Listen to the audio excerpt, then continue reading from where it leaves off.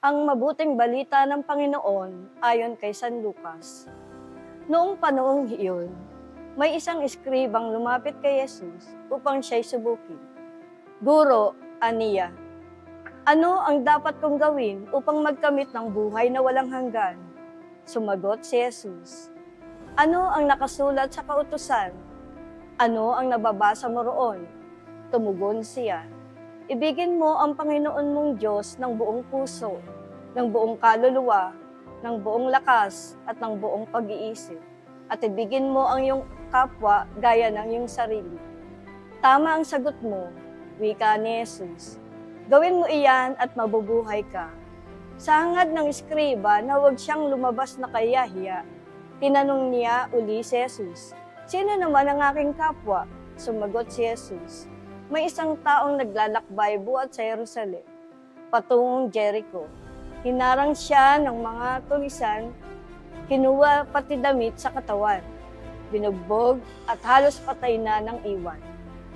Nagkataong dumaan doon ang isang saserdote at pagkakita sa taong nakahandusay, siya'y lumihis at nagpatuloy ng kanyang lakad. Dumaan din ang isang Levita. Ngunit tiningnan lamang niya ito at nagpatuloy ng kanyang lakad. Ngunit may isang Samaritanong naglalakbay na paraan doon.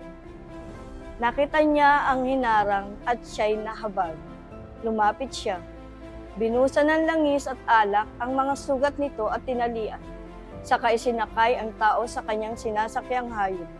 Dinala sa bahay panuluyan at inalagaan doon.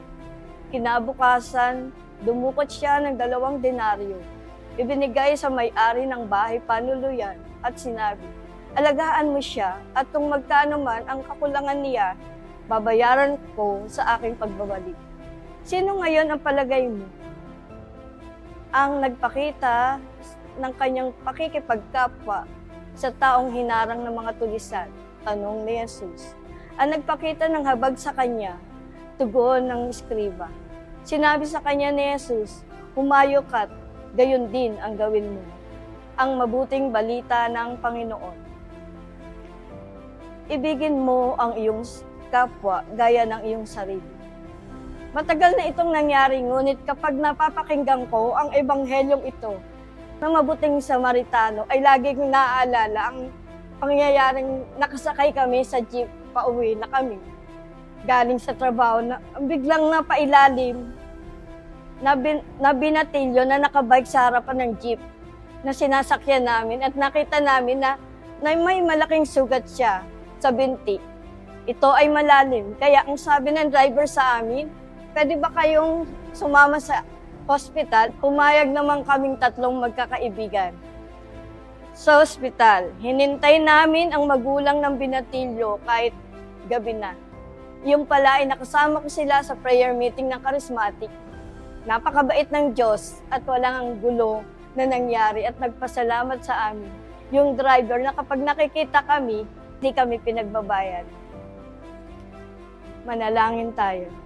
Panginoong Jesucristo, salamat sa pagtuturo mo sa amin upang isa kami sa nagmamahal sa aming kapwa na nangangailangan ng kanilang tulong. At hindi namin iniisip na kahit hindi namin kaano-ano ay kailangan naming tulungan. Panalangin ko po na mas marami pa ang mga mabuting Samaritano sa panahong ito, gabayan siya ng Espiritu Santo. Amen.